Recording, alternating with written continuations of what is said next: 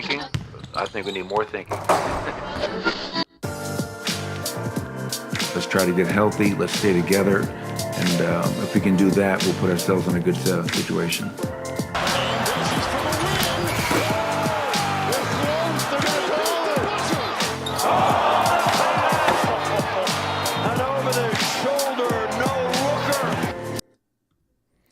How's it going, everyone, and welcome. I am your host, C.S. Chandler. I'm finally going live. I haven't gone live in a while, and I hope that this is working out here. A lot of technical issues. I'm trying to use a third-party app here, OBS, if you're not used to it or if you haven't heard of it. It's very, a little bit more advanced than your typical just going live right on a studio or YouTube studio stream. So, just trying to make the work the best I can, but I am back. I've been away for a while, and now I'm, trying to get more into streaming more. I'm trying to move away from just pre-recorded content, trying to go more live. So if you bear with me, I'll be trying to figure this out a little bit at a time, just, here and there, and hopefully we can get this to work. I'm supposed to have my, there we go. Let's see if, there we go. Little widget here, yeah. Hello. So big week really for Colorado, despite the fact that the Nuggets aren't even in the playoffs. We still got the Avalanche right there. Yeah. Avalanche, man. I cannot say how happy I am for the Avalanche. I've said it basically all season that the Avalanche are going to win the Stanley Cup. It's one thing that I have felt the most confident about. We had the Broncos go on a very good run for the way that they were, but the one thing that was wrong with them was the lack of consistency throughout 4 quarters, and they would typically go down to the last quarter and try to get themselves out of that. Then we have the Nuggets, who just were really too hurt.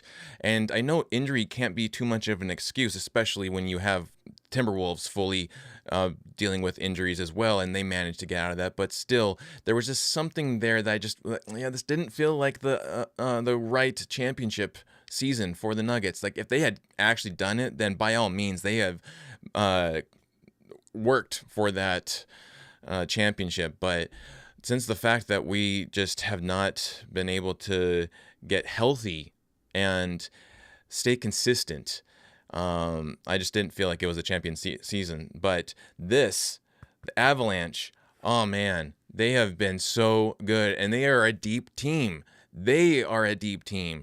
And plus, I think that you just have different leadership amongst those teams. Like, not to say that the Nuggets aren't serious about basketball. It definitely feels like they are. It just feels like the Avalanche are they take it to another level.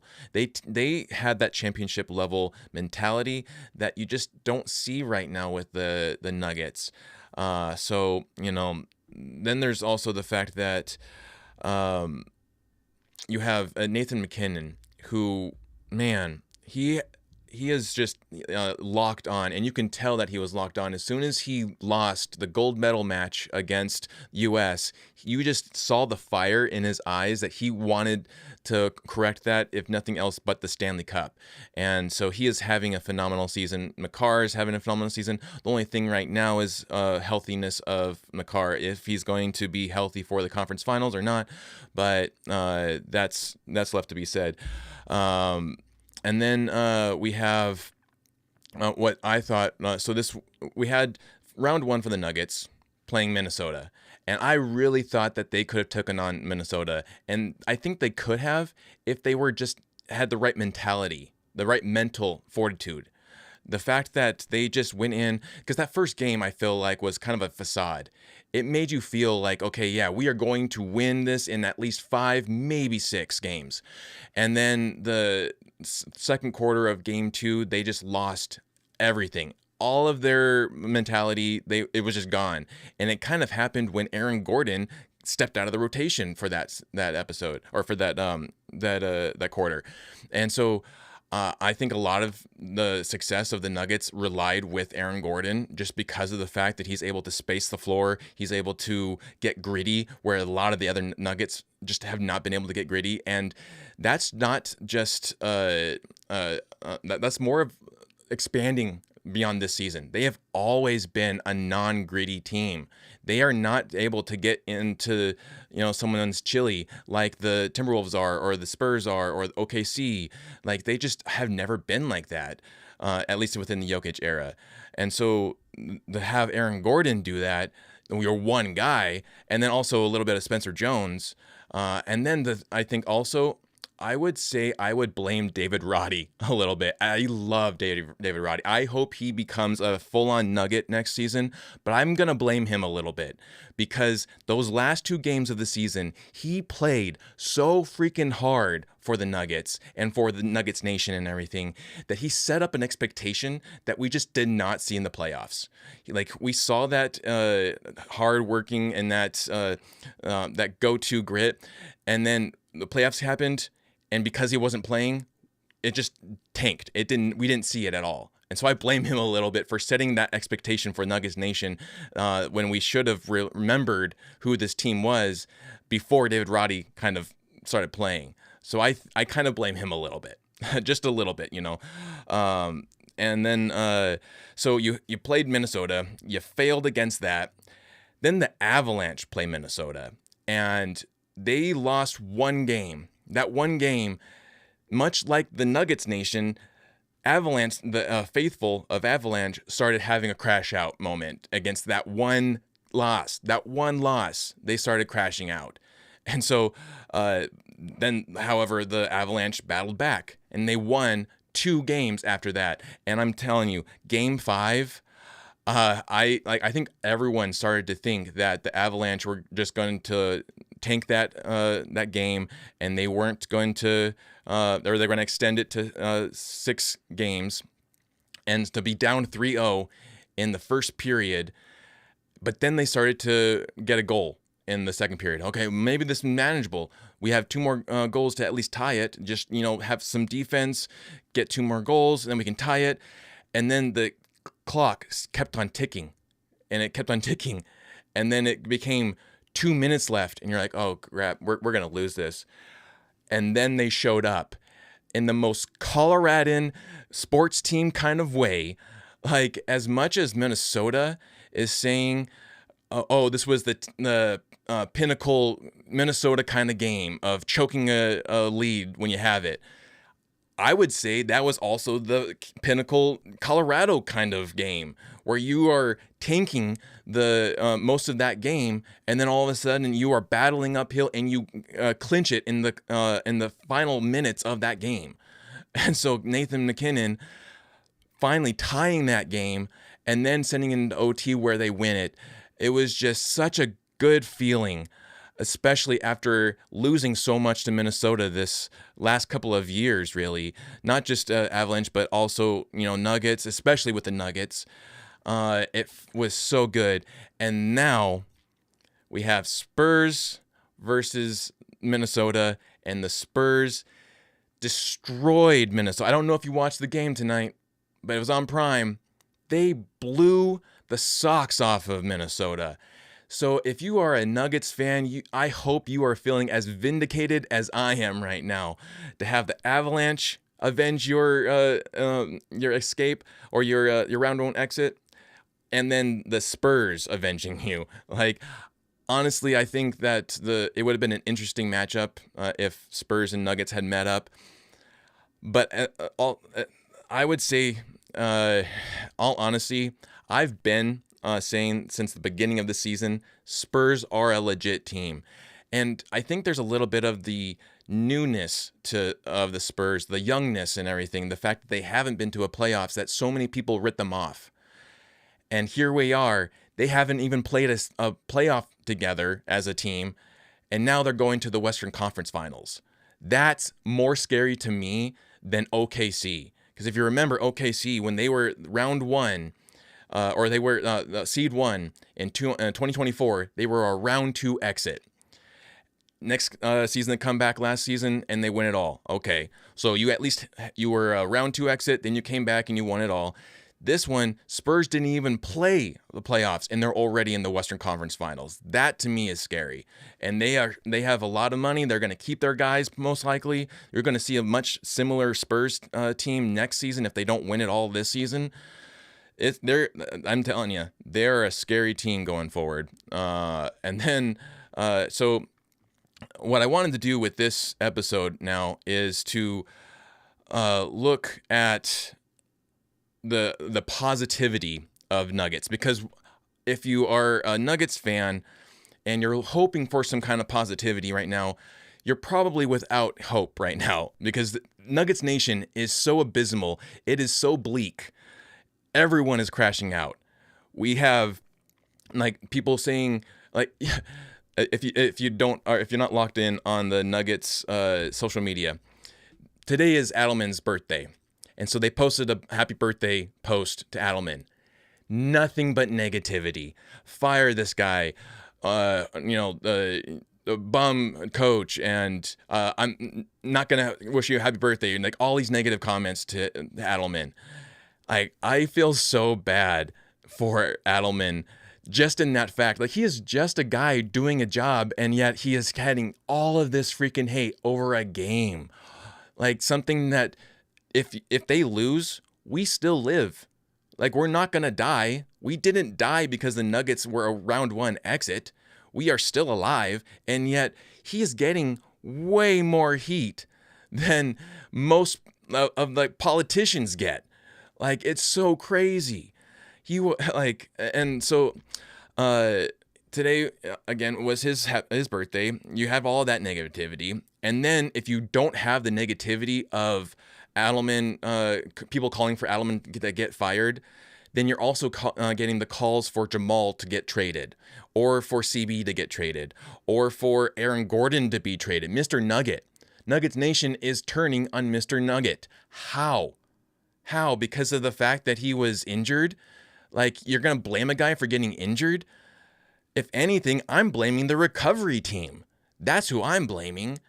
Let me know in the comments what you think, but I honestly blame the recovery team more than I blame Mr. Nugget.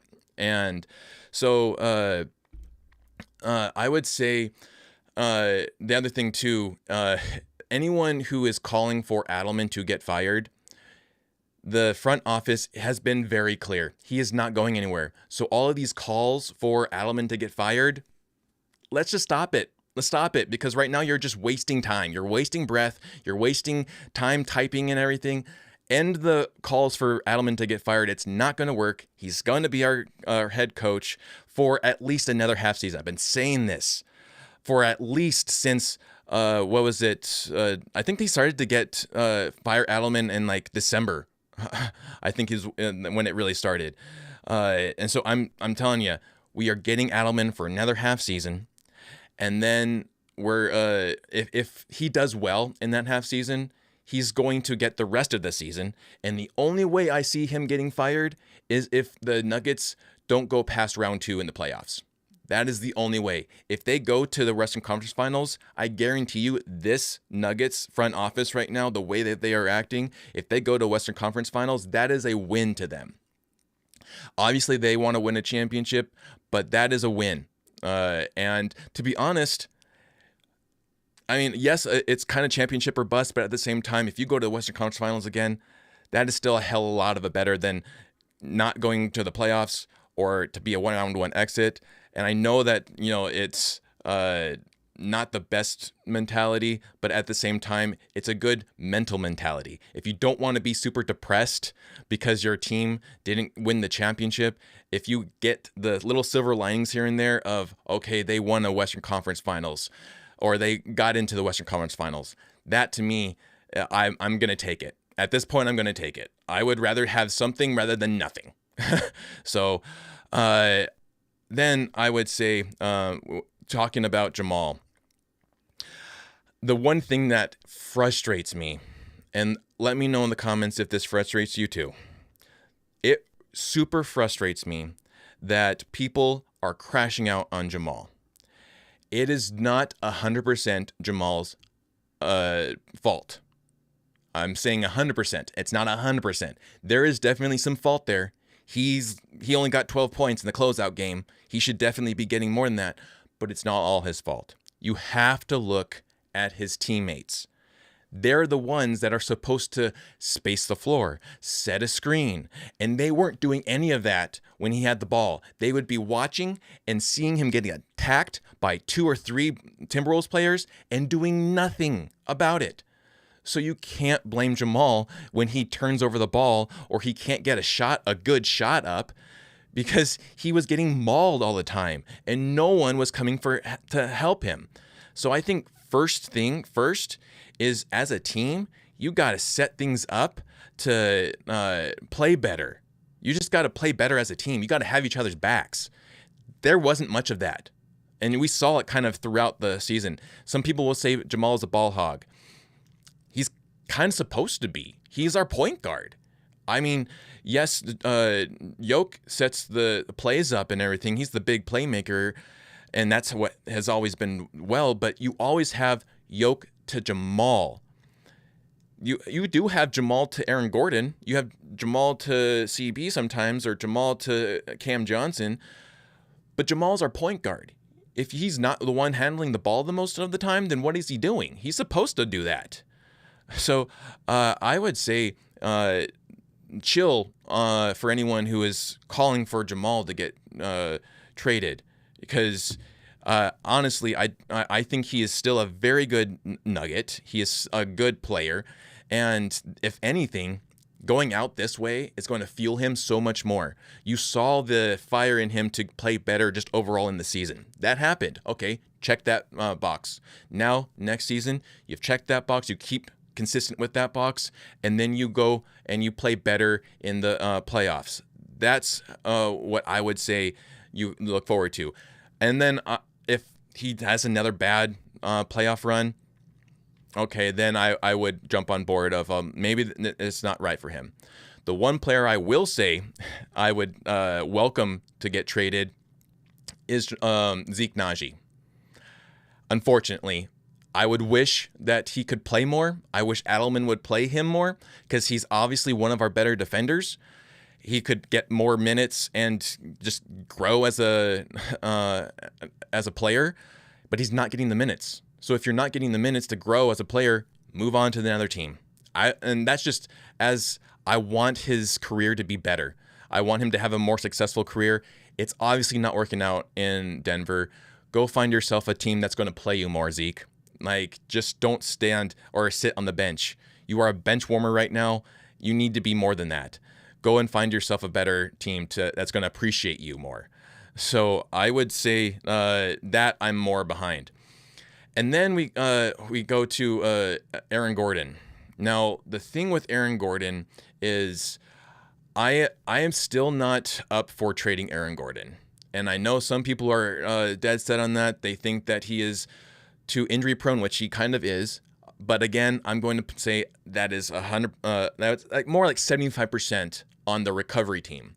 Recovery team needs to be better about keeping track of the injuries. There was way too many injuries this season, and so that's on the recovery team. They need to be better about that. The training staff and everything, they need to be better about that. And then I would say maybe you bring AG off the starting list. You play him from the bench. He doesn't play as many games.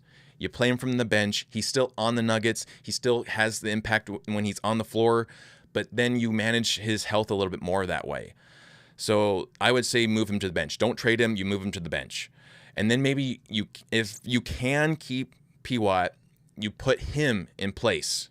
But the other thing, too, that a lot of people don't recognize is that Peyton Watson got injured last season. Now, I'm talking last season, the 24-25 season, right? If he got injured in preseason. He got injured with the hamstring. So he already has a history of the hamstring issues that crept back up in this season. So to say that he's going to be 100% healthy without any hamstring issues next season, I don't know about that. I honestly don't know about that. And so if he can, obviously, yes, he is a much better offensive player. The other thing, though, I'm hesitant about Piwat about is the fact that he can be a ball hog. He can be a worse ball hog than Jamal can, because he's hungry to try to prove himself too much that he forgets that he's on a team with 4 other guys on the floor. And he will go for these bad looks instead of passing it over to the open man. He just goes way too much like Leroy Jenkins style, just half-assing it way to the rim and a terrible shot. And then there's no one to collect the rebound. So I would say I'm a little bit skeptical of Piwat. If he can be healthy and then he can improve his playmaking, not his offense. His offense is going to do what it's going to do, but his playmaking. He needs to be a better playmaker if he is going to stay on the Nuggets, I think. If we're going to have a successful season, that is. And so I'm on the fence with Piwat, honestly. I think you can still have a very good season without Piwat, but you have to just focus more on team connectivity. And so the other then is CB. So what do we do with CB? CB has to get healthy. I don't want him to be dealing with a foot injury next season. If he is, then you don't play him that much, and you move him to the bench as well. I think my main guy, D-Line Co. from DNVR, light just went out. I guess I'm talking too much. Light just went up, but my main guy, D-Line from DNVR, has floated the suggestion that you move CB to the bench. I'm all for that. First, he has to shave the beard. He has to go back to the baby face with the hair, longer hair, the bowl cut hair or whatever, and then no facial hair. Move him to the bench. Make him what he was in 2023, 2024. And then I think who would replace him as a starting shooting guard? My thoughts would be maybe like a Julian Strawther. I think Julian Strawther as a shooting guard next to Maul, and then Piwat. You have Jokic in the center, and then if you keep Cam, that's a fairly solid starting lineup, I think. Let me know in the comments what you think about that. I think you start, or you have on the bench, you have Tim Hardaway Jr. You keep him, and then you keep Brucey B. You got to have Brucey B. I mean, if nothing else, here and there as a vet, he plays a little bit here and there, but you got to keep Brucey B, man. And then Big Val. I don't know. I'm kind of on the fence with Big Val. I know he can be disastrous. He was very good in the regular season. There was some games where he was great, but the fact that was really frustrating to watch was, again, Adelman didn't play him a lot. He only played him like 7 minutes, and he didn't get a chance to really be the backup big for Jokic that we needed him to be. And then he went out like the next day after Jokic went out. So that was a little bit concerning. But the one thing I love about Big Val, he's another guy that got gritty. And on a team that doesn't have a lot of grit, you need some guy that gets gritty. You need some guy who's not going to be afraid of getting a foul, who's not going to be afraid of punching back the other guy. That was a big issue with the Timberwolves. They were just too afraid to punch back. You need to punch back. When you punch back harder. If you're going to foul, hard foul, make it worth your time. Make sure that it's not those little like slight hand on the arm as they're shooting or whatever. Like, no, you bring them down hard foul, earn up your fouls there. Like, that's what Big Val does. You use that. If he fouls out, he fouls out, and then you go with a Deron Holmes or a Zeke Naji on the center or whatever. But I think you do that. It's much better than to go into the bone or get into the penalty with on ticky-tack fouls. I hate ticky-tack fouls. I don't know about you, but I hate ticky-tack fouls. So if you're going to foul hard. Do it. Yeah, commit to it. Commit to it. So what do we do with Big Val? If he's going to play, keep him and use him. But if you're not going to use him, you get rid of him, you get someone else. There's a rumor floating around that the Bucks are looking to trade Miles Turner. What about having Miles Turner as your backup for Jokic? I don't know if he would do it, but if you'd be open to playing with Jokic, what do you say about having Miles Turner as a backup for Jokic? That, to me, seems kind of fun. Be at least, you have a center who can shoot threes, who crashes hard for the rebounds. I mean, what more do you need than that? You need a guy who has the rebounds, can sit the pick and or the screens or the pick and rolls, and then hits the threes. I'm all in. That sign me up for that. And then who else? Well, Deron Holmes. I want to talk about Deron Holmes because some people are out on Deron Holmes. I'm not. I think he's still very young and has a lot to learn.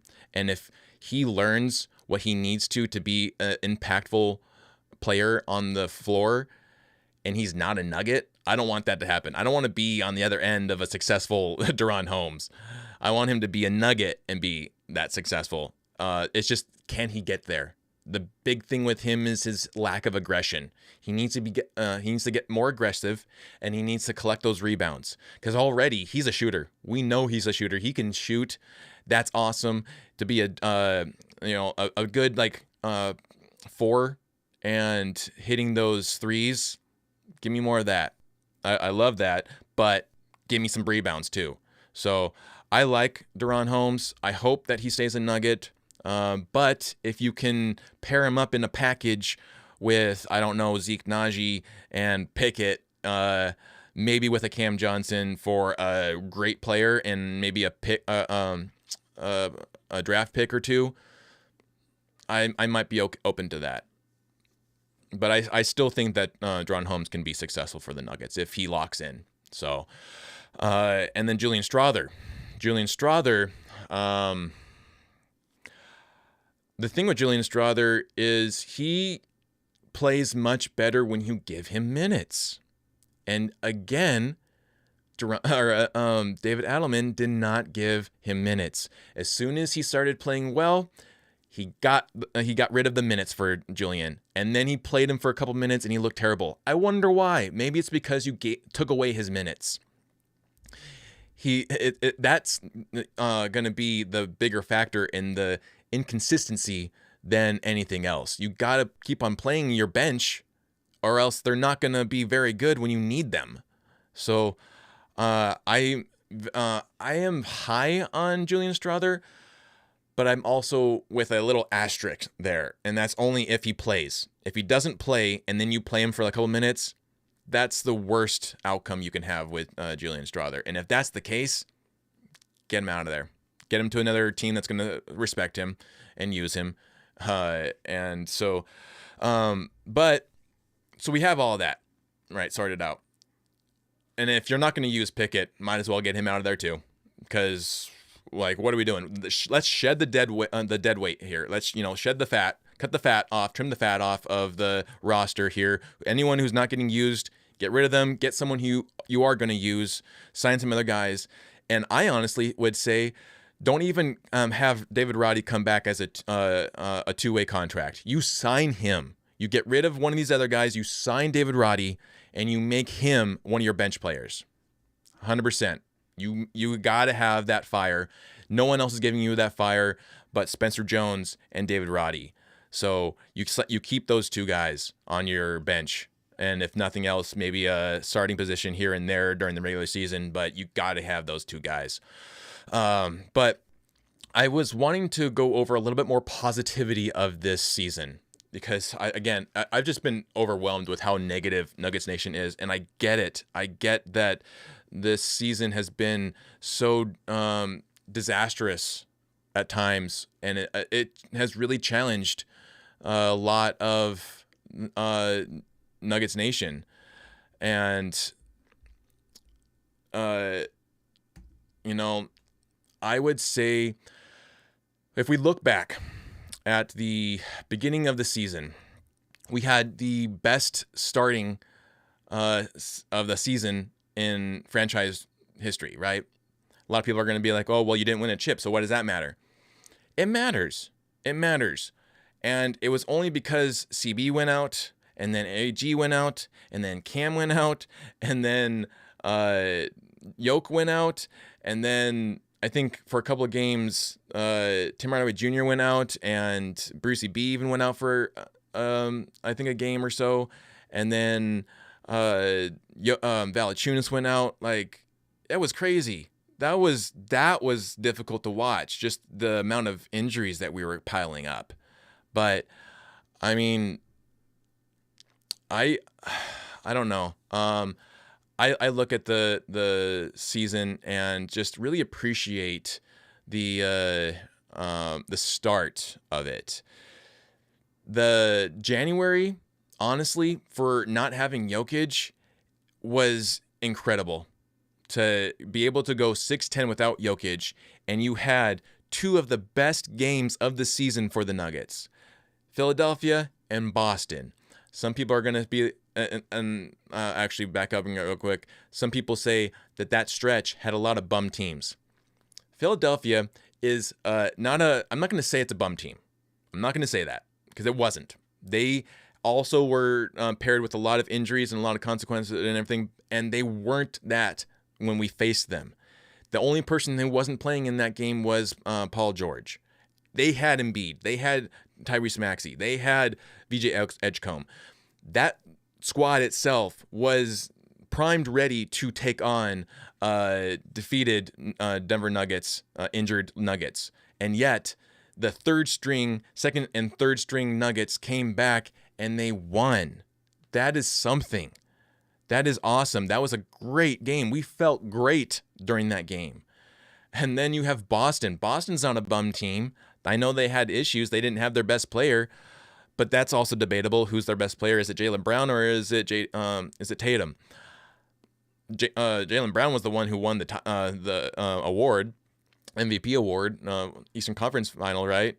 So I don't know that he was playing. And so we beat them. We also faced the Hornets, who were very good, and we lost to them. So there's no, I wouldn't say that that's a terrible loss. You lost to a good team. And then with Detroit, you lost to Detroit when they were good, because right now they ain't too good, but they are good. And then you have... who was the other? The Cavaliers. Man, the Cavaliers have had the Nuggets number for a while, and I think that's a underrated story that people haven't really been talking about too much. Like, Cavaliers have been just an enigma for the Nuggets right now. I don't know why they can't get over that hump, but somehow they just have not been able to get past the Cavaliers playing or whatever. So we lost to them, and I'm not gonna say that that's a bad team to lose to. You lost to some really good teams. You won against some really good teams, and so your record still, to me, I feel like it was successful for January. The thing that really hurt the Nuggets, February and March, where you went win, loss, win, loss, win, loss, loss, win, loss. The inconsistency there, that was super frustrating. So I understand any of the frustration over the season if you're focusing primarily on that. But we as people tend to focus on the negative, and it's very difficult at times to remember the positive. So that's why we are here. We are focusing on the positive. The fact, if you remember, after Jokic was hurt, he came back and scored 30. He scored 30 on his return game. Yeah, he had a lot of issues afterwards, but that return game was phenomenal. Absolutely phenomenal. So there's a lot to be proud about for this season. You had Jamal getting his first ever All-Star. You had obviously Jokic getting another All-Star, but also another season averaging another triple-double. You had what was it? Tim Hardaway Jr. as a finalist for Sixth Man of the Year. We didn't even have a Nugget in the finalist of the Sixth Man of the Year last year, right? Jamal was a finalist for the Clutch Man of the Year. We didn't have that last season. Like, there's a lot that we didn't have last season that we had this season. So when you look at the overall season, before you crash out, just put everything into perspective here. The fact that they were injured, that is, like, I'm not going to use it as the main excuse. It definitely doesn't deserve to be the main excuse. Obviously, Minnesota taught us that lesson, but it still could be used as an excuse. Just like maybe like a little excuse. And then you have, I would say, the mental fortitude that was an issue. And then Adelman, those three. And so I'm with a lot of the people crashing out on Adelman for the most part. Like, I get it. He did not have the best season as a head coach as you would have hoped. But, you know, for January, he did a great job.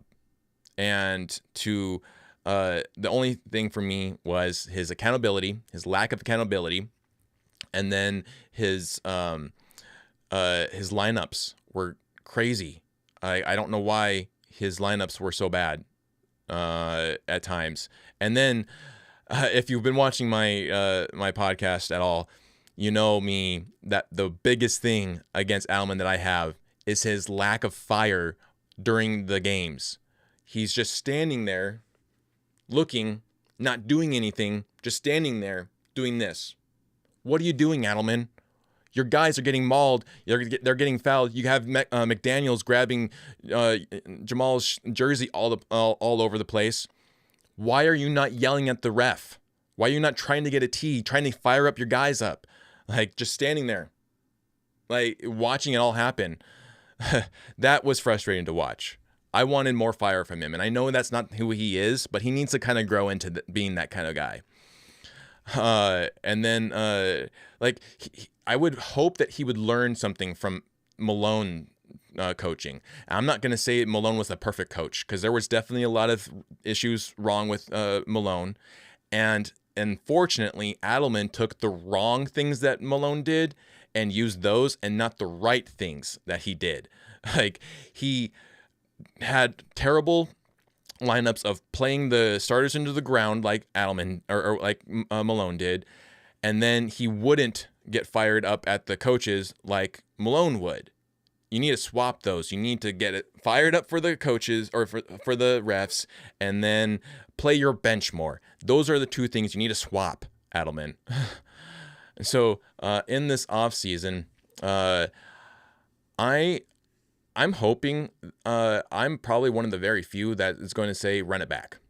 I want you to run it back, because I think that this team, healthy, can actually accomplish something. I think that they showed that in the first 2 months of the season. Before they got hurt, they were very, very hot. Or maybe the first month. It was around the first month that that CB went out. So that first month was phenomenal. And if they had stayed healthy, they would have continued on. So I want to see that. I want to see what that looks like. If they, again, the same thing happens, then okay, yeah, blow it all up. But I want to see an actual season with these guys, because we didn't really get that. I feel a little cheated that we didn't get to see the season that we were hoping for. And it's not because of how, like they aren't able to play well or anything. Like, they played well at times, at a lot of times. It's just they were injured. And Katie Winge was asked about this question on her social media, and I think she gave a really good answer, that when you think about trades, you have to think about what you're getting back and what people will give you, like what they will take and what they will give you. Can you get a significant impact to the roster for trading a key player on our current roster right now? Will someone trade for that? And so I think it's a very valid question. I want to know, if you trade Jamal, who are you getting back? What are you getting back? And it's not just a 1-for-1. I was getting so upset at the chat for DNVR the other day because they were saying to trade Harper on the Spurs there 1-for-1 for Jamal. I'm like, you want to trade a rookie for Jamal, who has a supermax? Like, if that's the case, then I got a timeshare that I would like to sell you. Like, are you kidding me? No, we're not trading a 1-for-1 there. You got to at least get some picks. You got to get another player involved. Like, there is no way I'm trading Jamal 1-on-1 unless the other player has pretty much the same contract as Jamal does.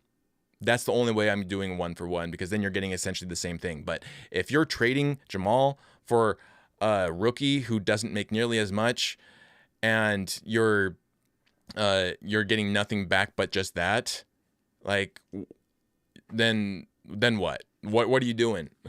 I don't want to have that scenario. So I want to get something for trading Jamal, more so than just a young player. And then I've started like, I hate these fantasy trades. This is really a hell part of the season where it's just nothing but fantasy trades until it actually happens, and that's not going to happen until mid-June. So we're just stuck with this constant mentality of, oh, trade this person, this person needs to be fired, and oh, maybe we should get this person. But if I were to entertain that, some of the people I would be mindful of wanting to see on the Nuggets, and I'm even surprised that I would want this person, but Dylan Brooks. Surprisingly, I would like a Dylan Brooks on our team, if not Dylan Brooks himself, someone similar, someone who is able to get aggressive on the defense, not care about it, and give you some good shooting as well. So I'm looking for Dylan Brooks. I know that the Houston Rockets and the Detroit Pistons are not going to get rid of either of their Thompson players, but a caliber Thompson player, an Amin or an Asar Thompson kind of player on the Nuggets, I would like that.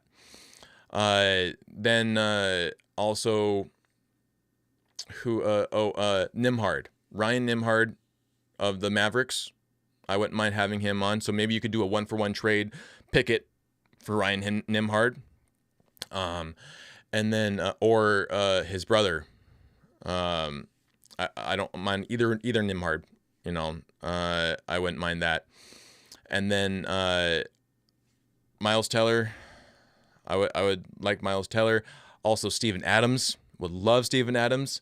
I was asked about this question before, and I would say I am very biased for Steven Adams because he is a New Zealander. He's a Kiwi, and having lived in New Zealand, I'm all about New Zealand. So if you have a New Zealand player, and just the fact that I've really enjoyed Steve Adams anyways, but I'm like double biased there.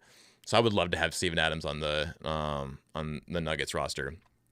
And then, who was there was someone, I'm blanking on the other names that I was looking at, but those are like my big ones right there.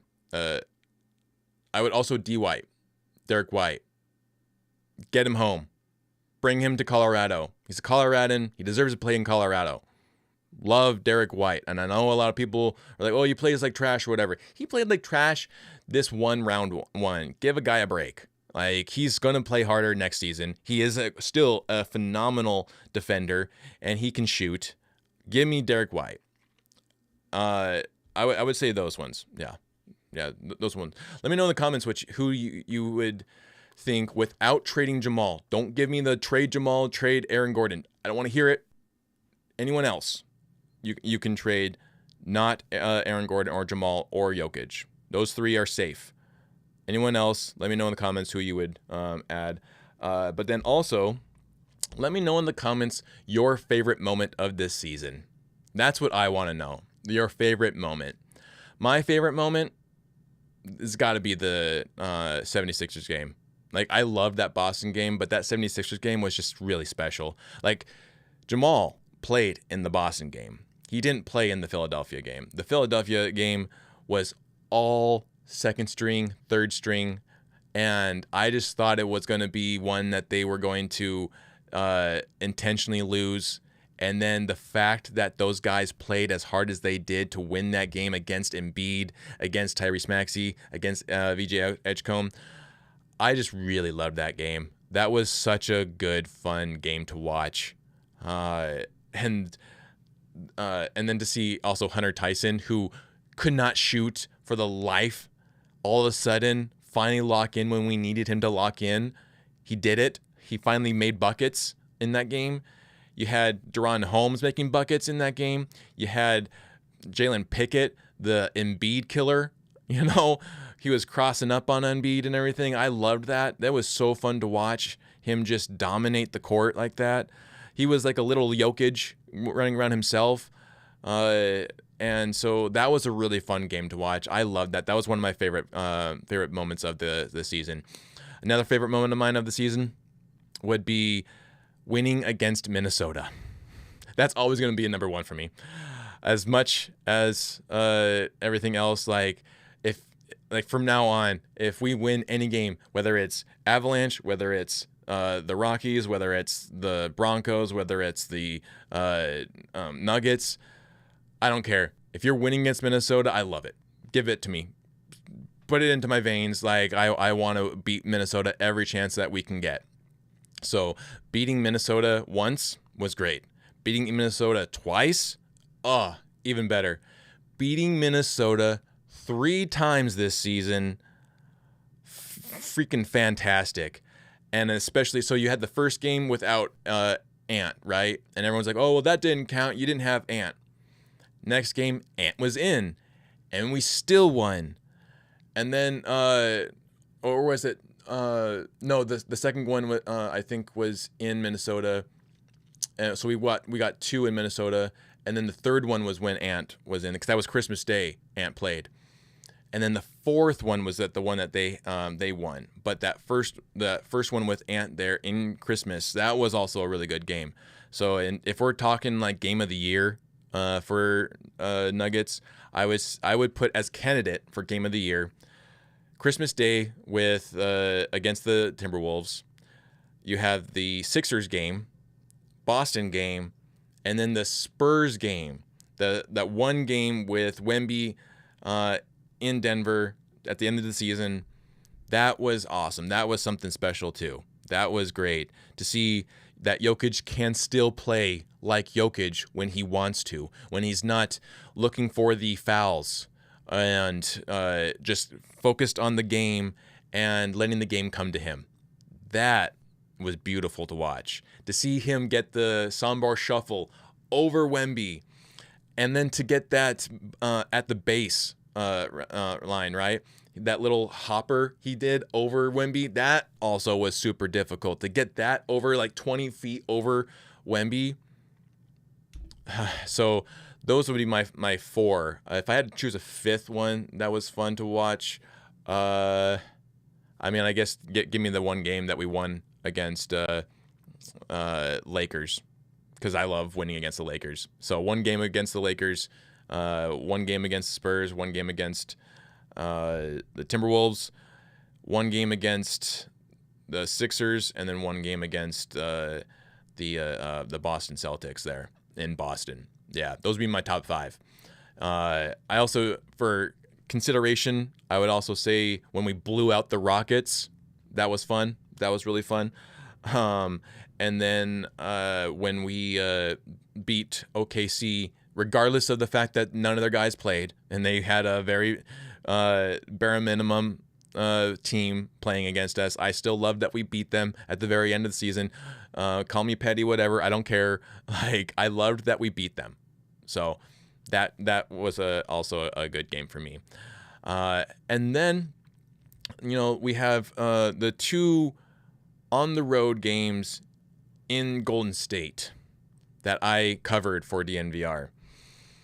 And I'm just going to say those are some of my favorite moments, just the fact that I was able to cover them, and I was able to ask these players questions that we don't normally get to ask, and get footage and, photos and everything of them in their vibe, in their, you know, their zen and everything.